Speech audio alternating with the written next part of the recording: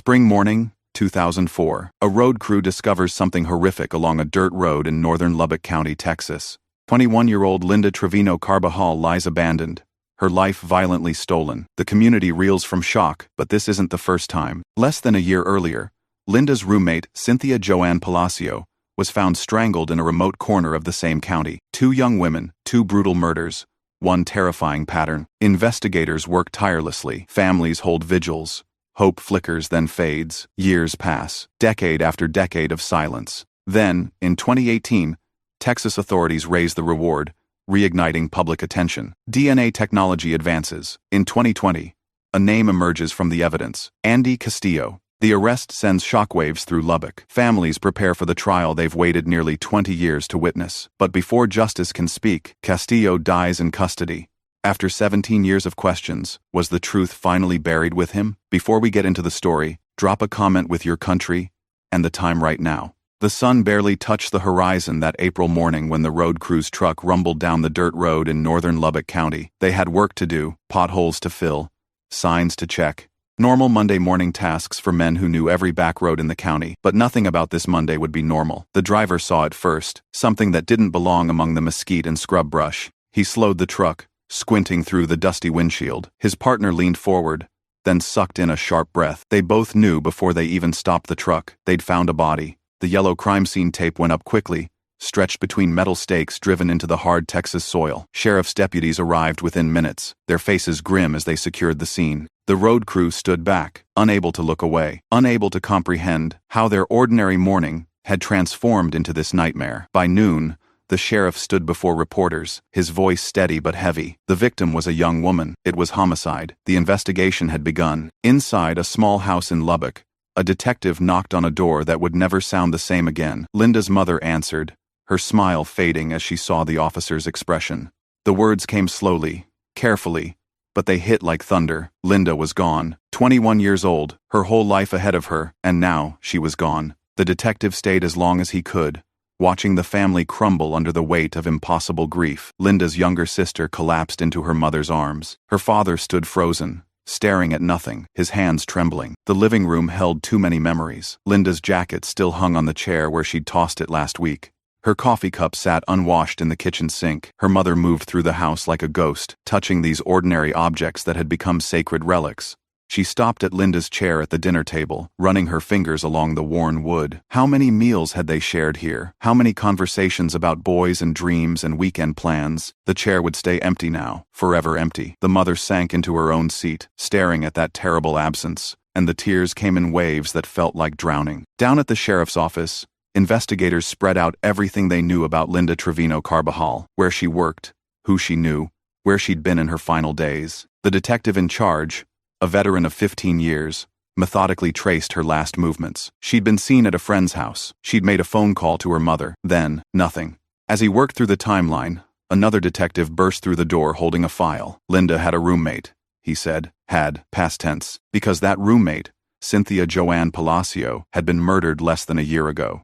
The investigation board, transformed in minutes. Where Linda's photo had stood alone, now Cynthia's joined it. 2 young women, both from Lubbock, both strangled, both found in remote areas of the county. The detective stood back, studying their faces. They'd known each other, lived together, shared their lives, and now they shared something else, something terrible. He grabbed a red marker and drew a line connecting their photos. Whatever had happened to these women, it wasn't random. There was a pattern here, a darkness that had struck twice. Memory pulled the investigators back to July 2003, another hot Texas morning, another remote location in southeast Lubbock County. Cynthia's body had been found by a rancher checking his fence line. 23 years old, full of life one day, gone the next. The case had consumed the department for months. They'd interviewed everyone who knew her, followed every lead, analyzed every piece of evidence, but nothing had led to an arrest. The case had grown cold, filed away but never forgotten. Now, staring at these 2 photos, the investigators realized the killer hadn't stopped. He'd just been waiting. Linda's family learned about the connection that evening. The detective sat in their living room,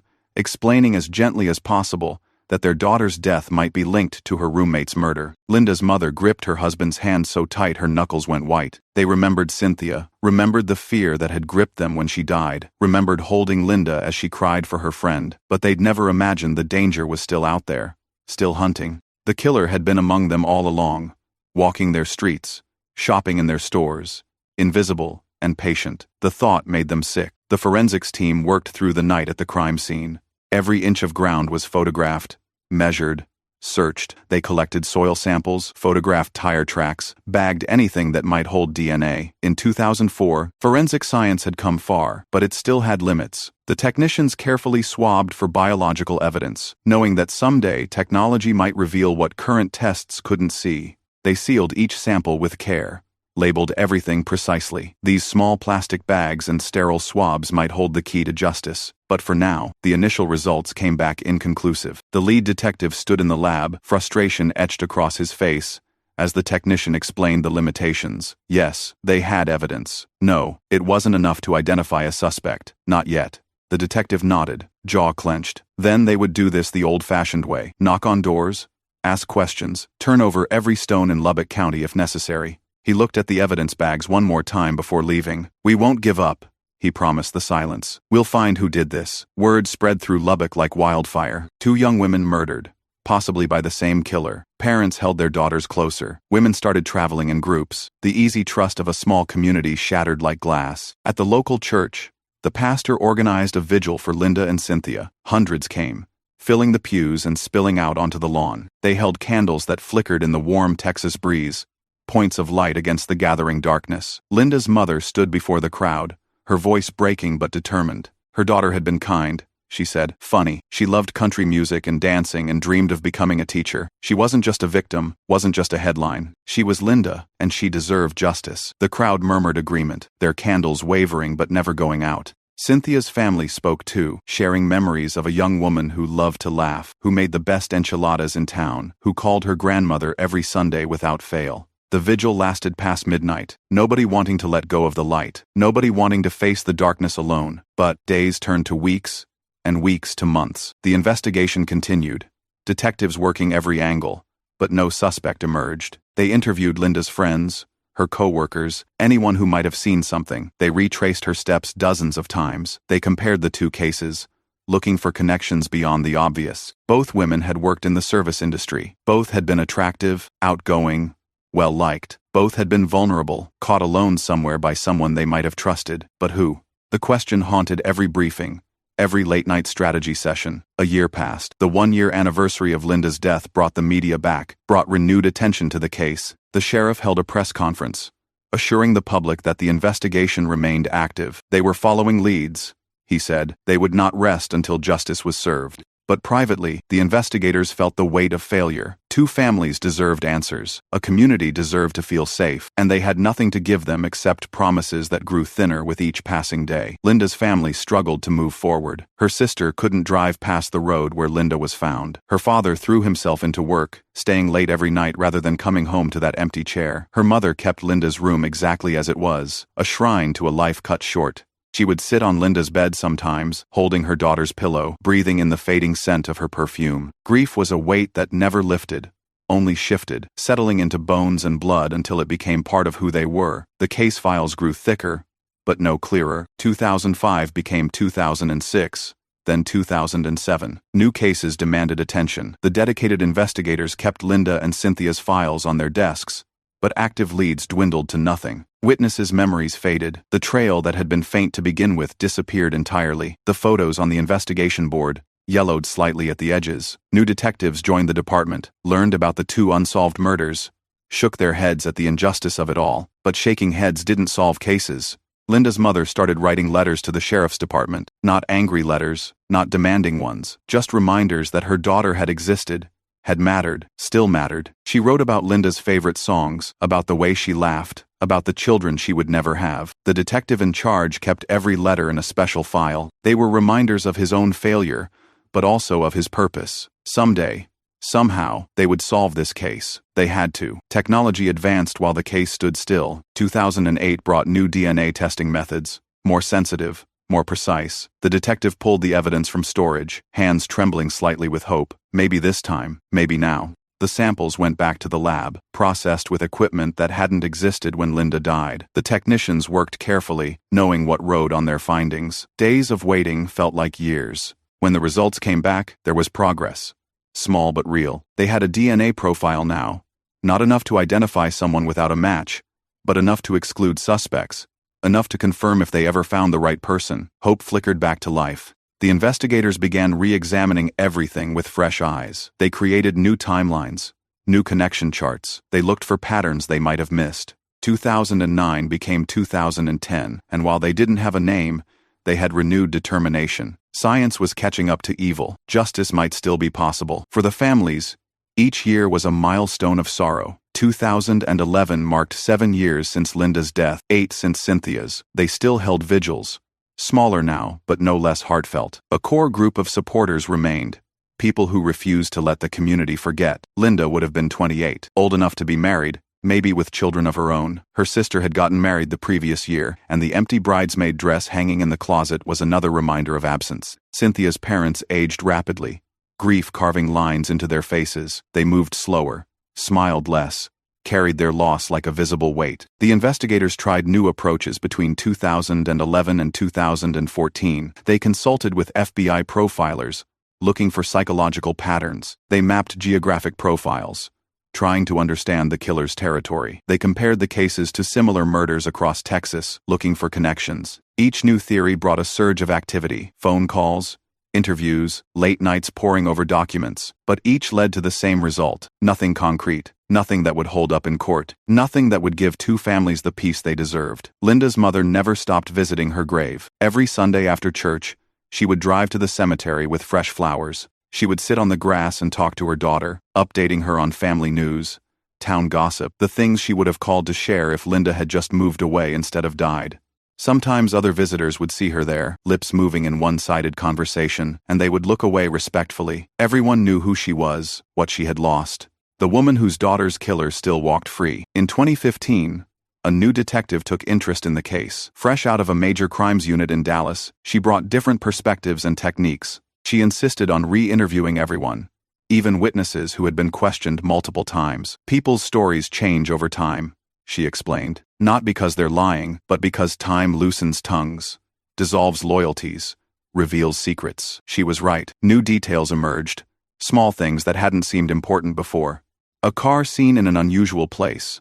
A person who had left town suddenly after the murders. Rumors that had been dismissed now seemed worth investigating. But rumors weren't evidence. The detective followed each thread carefully, building detailed profiles of persons of interest. She cross-referenced phone records, employment histories, criminal backgrounds. She found connections that previous investigators had missed, but none strong enough for an arrest.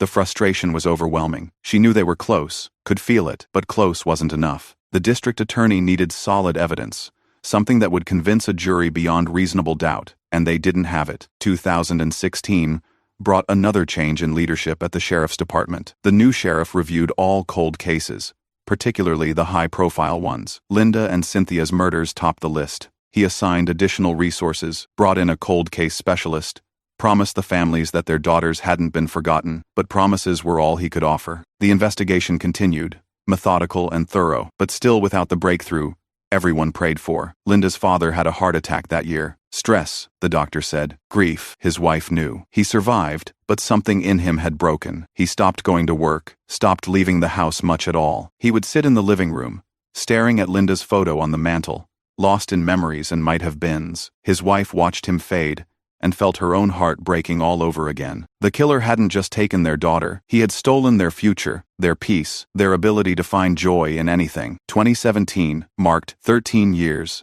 of waiting. 13 years of birthdays without Linda, of Christmases with an empty place at the table, of Mother's Days that brought only tears. Cynthia's family had moved away, unable to bear the constant reminders, but they called regularly, checking if there was news, offering support.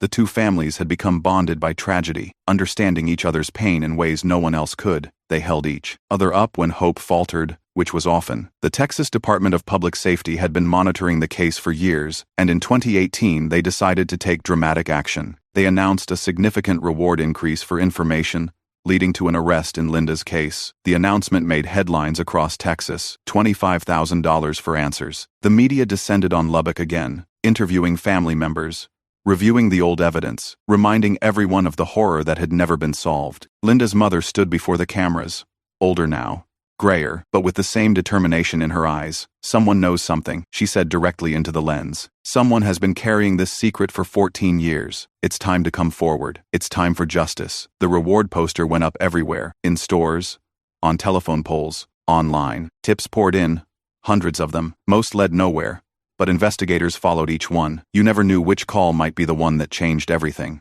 Behind the scenes, the DNA evidence was being run through expanded databases. Technology had advanced dramatically since 2004. What had once been a partial profile was now a complete genetic fingerprint, waiting for a match. The lab technicians understood the importance of this case. The years of waiting behind each sample, they processed everything with extra care, double-checking results, making sure that when a match came, it would be undeniable. In 2019, 15 years after Linda's death, something shifted in the investigation. A new tip came in, different from the others. Someone who had been afraid to speak before finally found the courage. They mentioned a name that had been on the periphery of the investigation before, but never at the center: Andy Castillo. The investigators pulled his file, started digging deeper. He had lived in Lubbock during both murders. He had connections to the areas where both bodies were found. He had a history that raised red flags. The DNA comparison was run quietly, without fanfare. The lab technician who processed it had to double-check the results, then triple-check them. After so many years, so many false hopes, it seemed impossible. But the science didn't lie. Andy Castillo's DNA matched evidence from the crime scene, not partially, not probably.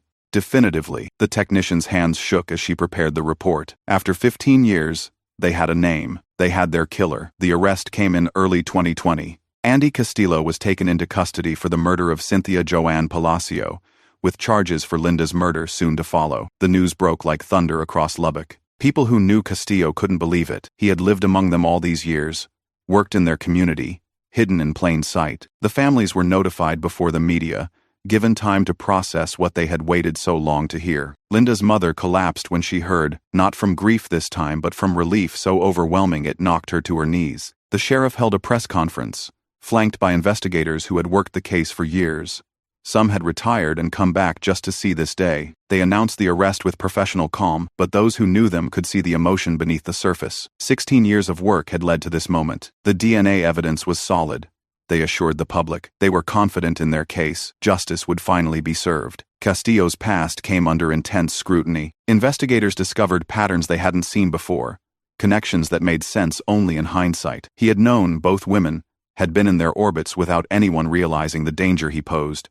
There were other incidents, other close calls, that now took on sinister meaning. Women who had felt uncomfortable around him but couldn't say why. Times he had been in the wrong place at suspicious moments. The picture that emerged was of a predator, and who had hidden his nature for decades. Late 2020 brought the formal indictment. The district attorney's office prepared meticulously, knowing they had one chance to get this right. Two families deserved justice, and they would have it. The evidence was overwhelming. DNA, circumstantial connections, witness testimony that placed Castillo near both victims around the times of their deaths. After 17 years, the families would finally face their daughter's killer in court. Linda's family spent months preparing for the trial. They went through old photos, selecting ones that showed Linda's vibrant life, not just her tragic death. They practiced victim impact statements, though no words could capture their loss. They steeled themselves to sit in the same room as Castillo, to hear the details of their daughter's final moments. It would be agonizing, but they would endure it. They had endured 17 years of not knowing. They could endure knowing, if it meant justice. The prosecutors met with both families regularly, preparing them for what to expect. The trial would be difficult,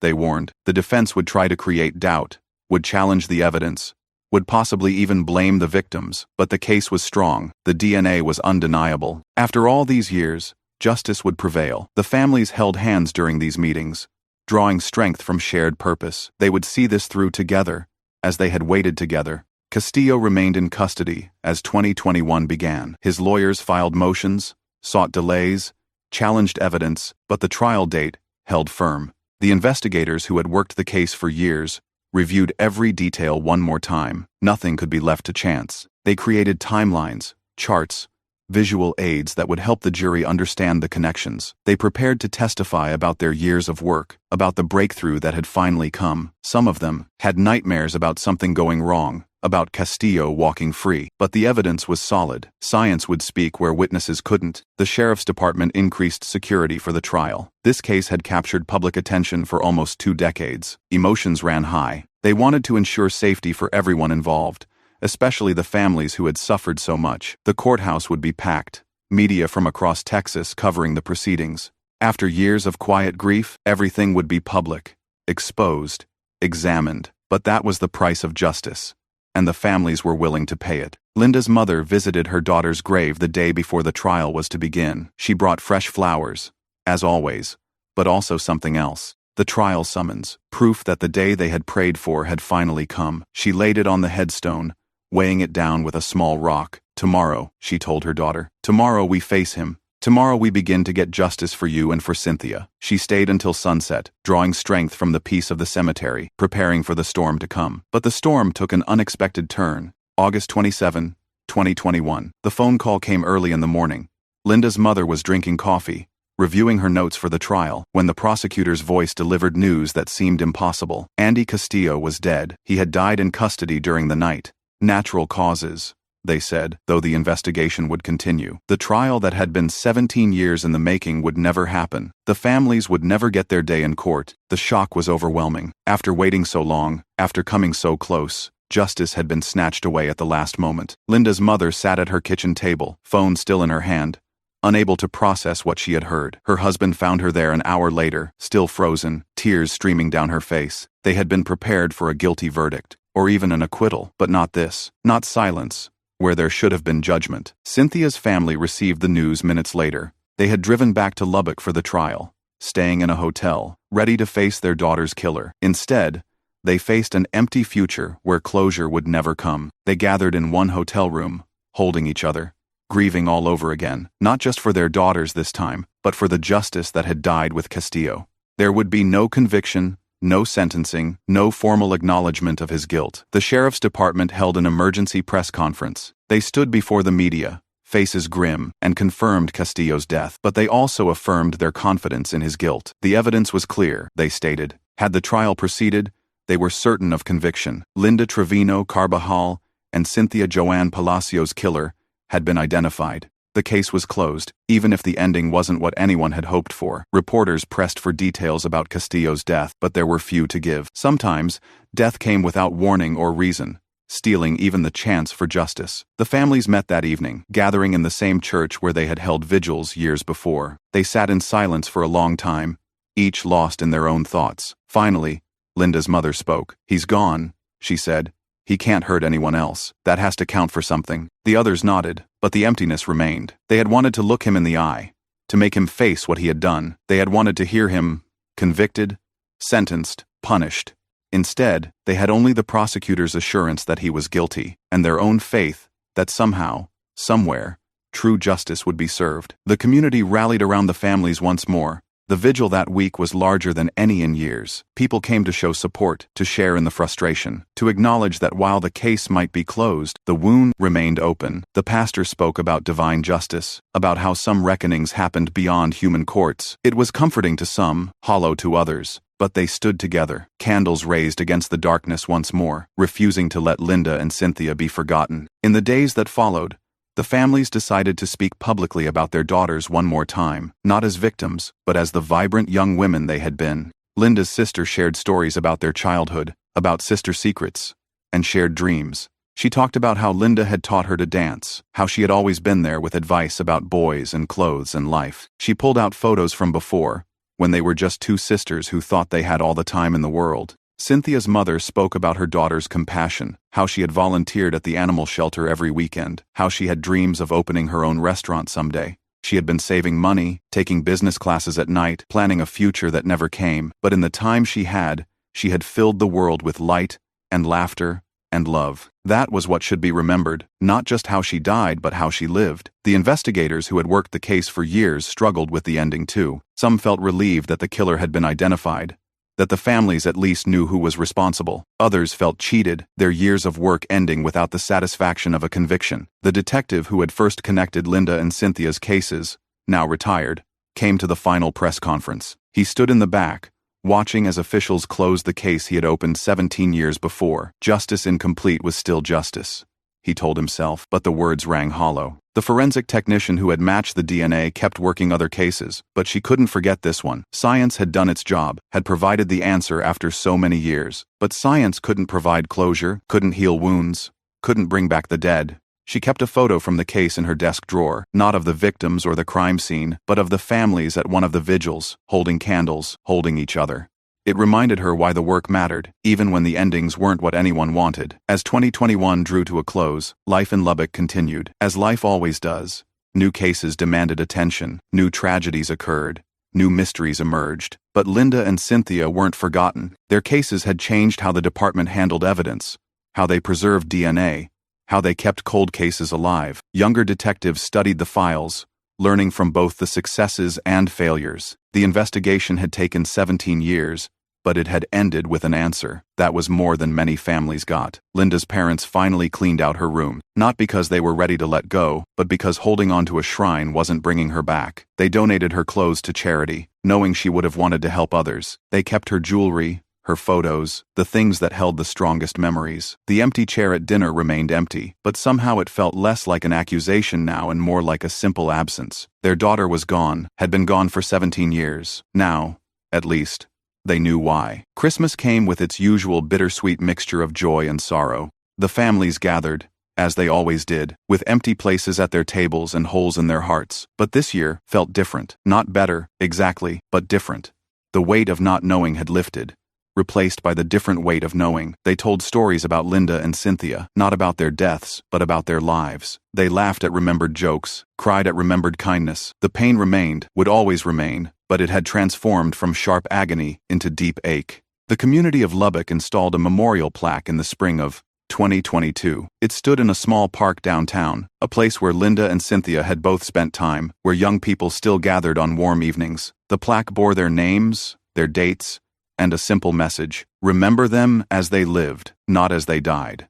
Let their light continue to shine. The dedication ceremony was small, just family and close friends, and a few of the investigators who had never given up. Linda's mother ran her fingers over her daughter's name etched in bronze. Permanent, lasting, never to be forgotten. The years would continue to pass. New residents would move to Lubbock who had never heard of Linda Trevino Carbajal or Cynthia Joann Palacio. The dirt road where Linda was found would be paved over, developed, transformed. The investigators who had worked the case would retire. Their replacements would read about it only in files and reports. But the families would remember. The community would remember. And in that remembering, 2 young women who had their lives stolen would continue to matter. Justice had come incompletely, arriving too late, and ending too soon. Andy Castillo had died before he could be convicted, escaping earthly judgment for his crimes. But he had been named, identified, exposed. The shadow that had haunted Lubbock for 17 years had been given a face, and then that face had been erased. It wasn't the ending anyone had wanted, but it was an ending nonetheless.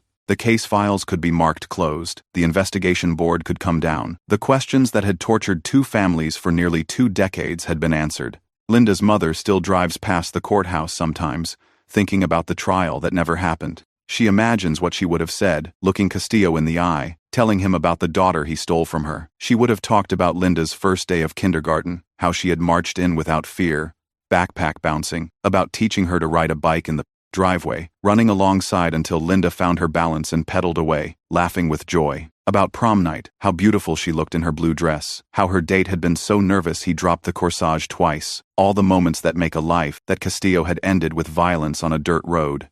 But those words were never spoken in court. They exist only in her mind, in the hearts of those who loved Linda. Sometimes, she writes them down, letters to no one, or perhaps to everyone. She thinks about publishing them someday, creating a record of who Linda really was beyond the newspaper headlines and crime statistics. 21 years wasn't long enough, but it was 21 years of love and laughter and dreams. That matters. That has to matter. Cynthia's father started a scholarship fund in his daughter's name at the local community college. She had been taking business classes there, working toward her restaurant dream 1 course at a time. Now, every year, another young woman gets help pursuing her education, carrying forward dreams that Cynthia couldn't complete. The recipients don't always know the full story, just that someone named Cynthia Joann Palacio believed in education and entrepreneurship. It's a small legacy, but it grows each year, ripples of good spreading from an act of evil. The detective who first matched the DNA evidence still thinks about the case late at night. She wonders about the years Castillo lived free, if there were other victims who never came forward or whose cases were never connected. She researched him extensively after his death, finding gaps in his history, periods where his whereabouts were uncertain. There might be other families out there, waiting for answers that might never come now. The thought haunts her, drives her to be more thorough with current cases, to push for DNA testing, even when budgets are tight. Every cold case deserves the chance Linda and Cynthia finally got, even if it takes decades. The sheriff's department changed their cold case protocols after this investigation. They now review unsolved murders every 5 years, automatically resubmitting evidence for new testing as technology advances. They maintain better connections between cases, looking for patterns that might not be obvious at first. Linda and Cynthia's cases taught them that killers don't always stop, they sometimes just pause, and connections that seem coincidental might be anything but. The changes came too late for some, but they might save others. In the neighborhood where Linda grew up, children play in the same streets where she once rode her bike. Their parents watch from porches,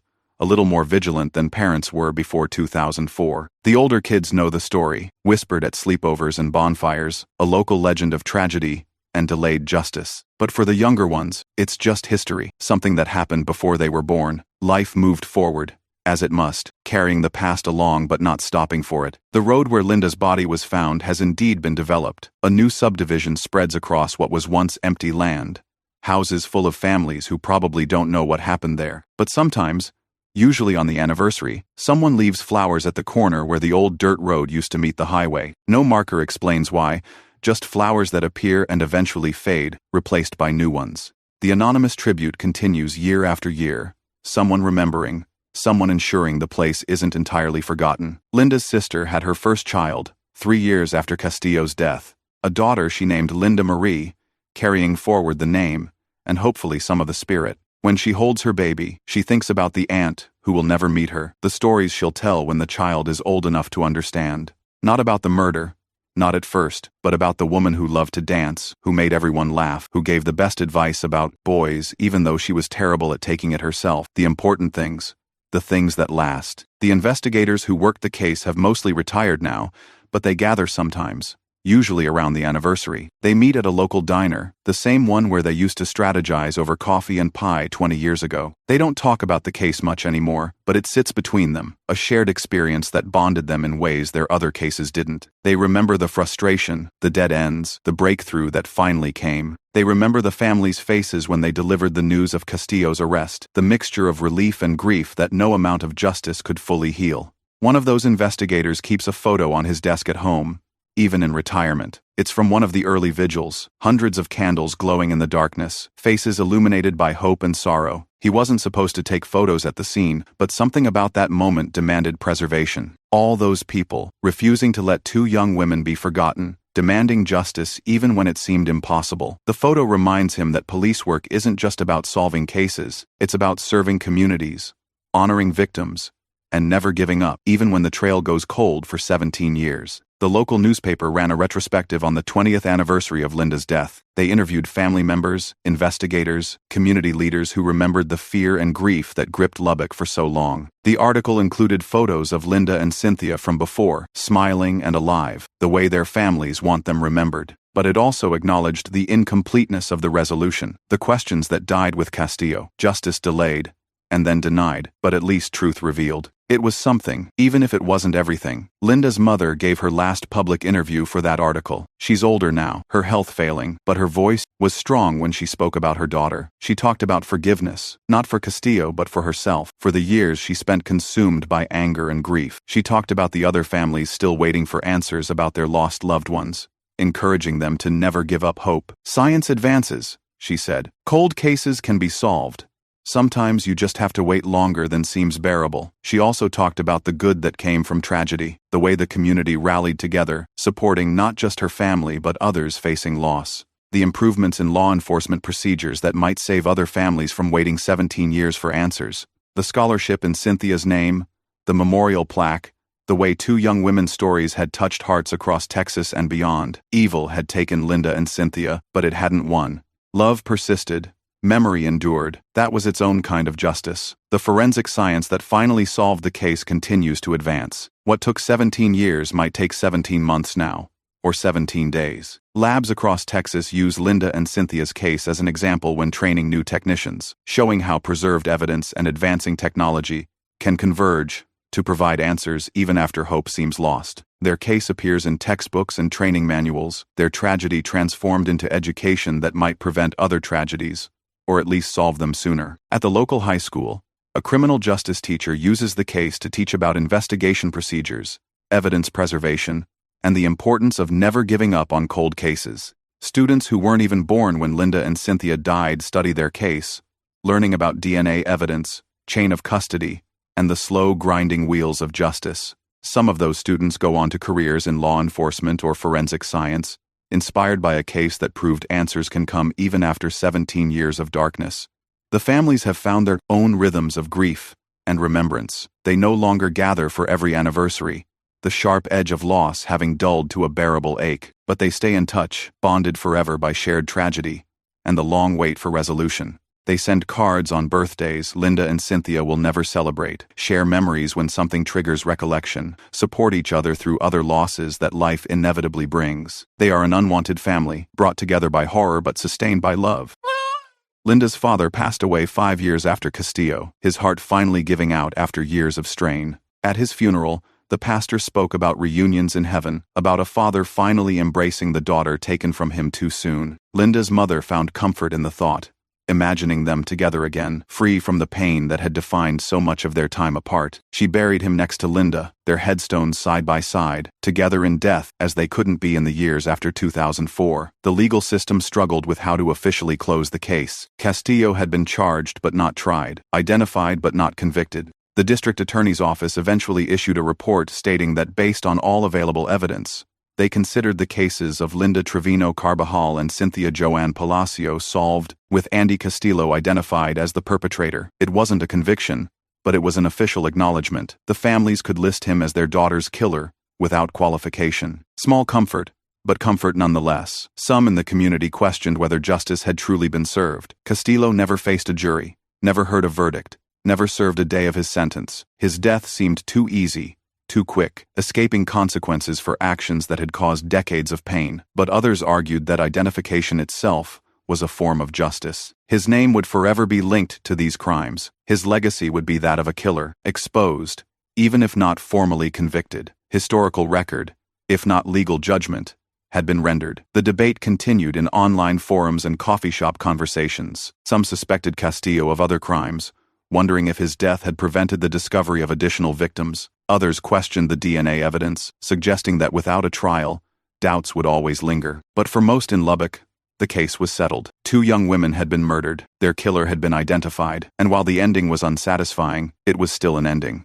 Life in Lubbock continued its rhythm. New businesses opened where old ones had closed. Children grew up and moved away or stayed and raised their own families. The population shifted and changed, but the memory of Linda and Cynthia remained part of the community's fabric. Their story was told to newcomers as part of local history, a cautionary tale, but also a testament to perseverance. Evil had visited Lubbock, but it had been named and defeated, even if victory came incomplete. The Texas Rangers keep a cold case unit that reviews unsolved murders throughout the state. Linda and Cynthia's case is held up as an example of success, even with its imperfect ending. When family members of other victims contact them, desperate for hope after years of waiting, the Rangers tell them about 2 young women in Lubbock whose killer was identified after 17 years. They emphasize the importance of preserved evidence, advancing technology, and never giving up. Hope can survive even decades of disappointment. Sometimes, Linda's mother visits both graves now, her husband's and her daughter's. She brings flowers for both, tells them both about her day, updates them on family news. Her remaining daughter worries about these cemetery visits, thinking them morbid, but for Linda's mother, they bring peace. This is where her loved ones rest, where she can speak to them without the weight of others' expectations or judgments. She tells Linda about her namesake niece, how she has her aunt's smile and stubborn streak. She tells her husband about the bills and the leaky faucet, and the neighbor's new dog that barks too much. Ordinary things that make up a life, the life that continues even after loss. The memorial plaque downtown has weathered several Texas storms but still stands. Teenagers gather near it on summer evenings, most not knowing what it commemorates. But occasionally, someone stops to read it, to consider the two names and dates, to wonder about the story behind them. Sometimes they look it up later, finding old newspaper articles and documentary videos, learning about a tragedy that shaped their community before they were part of it. The plaque does its job, ensuring Linda and Cynthia aren't forgotten even as the years accumulate. As the 20-year mark approaches, there's talk of a true crime documentary, producers from cable networks reaching out to families and investigators. Some are interested in participating, wanting the story told to a wider audience. Others resist, tired of reliving the worst period of their lives for entertainment. The debate within the families is ongoing. Would Linda and Cynthia want their story told this way? Would it honor them or exploit them? There are no easy answers, just as there was no easy ending to their case. The younger generation of Linda's family, her cousin's children who never met her, know her only through stories and photographs. To them, she's almost mythical, the aunt who died young, whose death changed everything for their family. They see how their parents' faces change when her name comes up, the mixture of love and loss that never quite resolves. Some of them have been given Linda as a middle name, carrying forward a legacy they're only beginning to understand. At the sheriff's department, new recruits study the case file as part of their training. They learn about evidence preservation, about the importance of connecting and related cases, about how persistence can pay off even after nearly 2 decades. But they also learn about the human cost of violence, about families who wait and grieve and never fully heal. The case teaches technical skills but also empathy, reminding officers that behind every case number is a person who was loved, who is missed, whose absence leaves a permanent mark. The annual vigils have stopped, replaced by private remembrances, but every April 19th and the date of Cynthia's death, someone places flowers at various spots around Lubbock, at the memorial plaque, at the graves, at the corner where the dirt road used to be. The flowers appear without fanfare or explanation, usually early in the morning before most people are awake. Those who notice them understand their significance. Those who don't simply see beauty added to ordinary places, not knowing they mark sites of extraordinary loss. Truth came late to Lubbock, arriving 17 years after Linda and Cynthia were murdered. Justice came incomplete, interrupted by death before it could be formally rendered. But truth itself has power. The families know who killed their daughters. The community knows who walked among them carrying such terrible secrets. Andy Castillo's name is forever linked to these crimes, his identity as a killer established even without a jury's verdict. And in the end, perhaps that's what matters most. Not the formal procedures of justice, though those matter too, but the simple, powerful fact of truth revealed. Linda Trevino Carbajal and Cynthia Joann Palacio were murdered by Andy Castillo. Their families searched for that answer for 17 years and finally found it. The answer brought pain and relief, closure and new questions, ending and continuation. It brought everything and nothing, changing everything while changing nothing. Their lives ended too soon, stolen by violence that should never have touched them. But their lives also mattered, continue to matter, will always matter, in the memories of those who loved them, in the changes their cases brought to law enforcement, in the scholarship bearing Cynthia's name, in the children named for Linda, in the flowers that appear each anniversary, in the stories told and retold, ensuring they are not forgotten. Their case stands as a reminder that evil can hide in plain sight, that justice can be delayed but still possible, that truth matters even when it comes too late for traditional justice. 2 young women who should have lived long lives, who should have achieved their dreams and raised families and grown old surrounded by grandchildren. Instead, they remain forever young in photographs and memories, forever 21 and 23, forever missed, forever mourned, but also forever remembered. The story ends where it began, with loss and discovery, with questions finally answered but peace still elusive. Andy Castillo died before he could face formal justice, but he didn't escape identification. Linda Trevino Carbajal and Cynthia Joann Palacio have been given the only justice still possible, the truth of what happened to them, the name of who took them, and the assurance that they have not and will never be forgotten. In a world where perfect justice is rare, perhaps that imperfect resolution is enough. Perhaps it has to be.